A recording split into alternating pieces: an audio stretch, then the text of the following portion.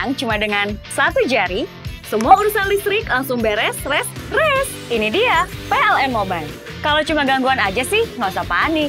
Tinggal tap menu pengaduan, cus petugas PLN-nya langsung datang. Atau mau isi token, pasang listrik baru, atau mau ubah daya, atau cek hitungan listrik. Urusan listrik serahin aja ke PLN Mobile. Hidup ini berawal dari sebuah mimpi, membawa keyakinan untuk meraih sebuah tujuan. Dimulai dari langkah kecil, kita nyalakan perubahan dengan energi baru. Saatnya kita bersiap untuk menyongsong masa depan dengan semangat keberlanjutan.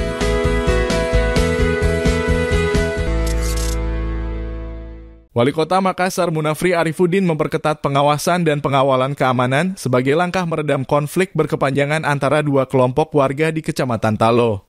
Wilayah rawan bentrok ini kembali bergejolak beberapa hari lalu, sehingga pemerintah kota turun langsung bersama aparat bertemu warga di Aula SMKN 5 Makassar, Kamis 20 November sore. Bersama Dandim 1408 Makassar, Letkol Kavaleri Dwi Setio Darmawan, dan Wakapolrestabes Makassar AKBP Andi Erma Suryono, menjadikan forum pertemuan ini yang bagi Wali Kota Makassar adalah untuk merangkul dan mendorong terbentuknya lingkungan yang harmonis.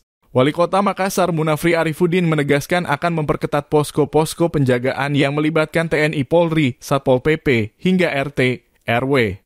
Ia juga menekankan penegakan hukum kepada tindak perilaku kriminal agar dilakukan secara maksimal. Harus dilakukan secara kolaboratif, sehingga prosedur ini kita harus masuk ke dalam wilayah itu untuk melihat apa sebenarnya menjadi akar persoalan.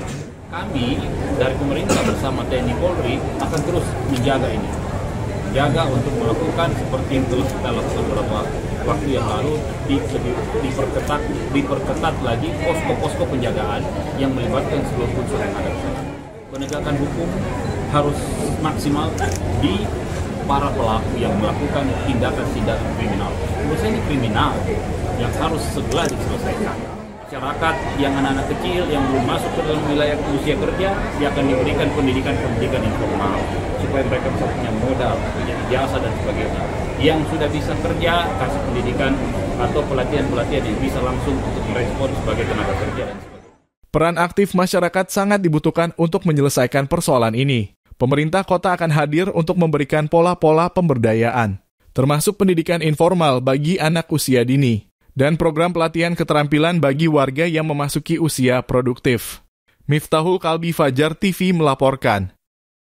Terima kasih telah menonton. Jangan lupa subscribe, like, comment, and share. Saksikan terus informasi terbaru dengan menekan tombol lonceng hanya di channel Fajar TV.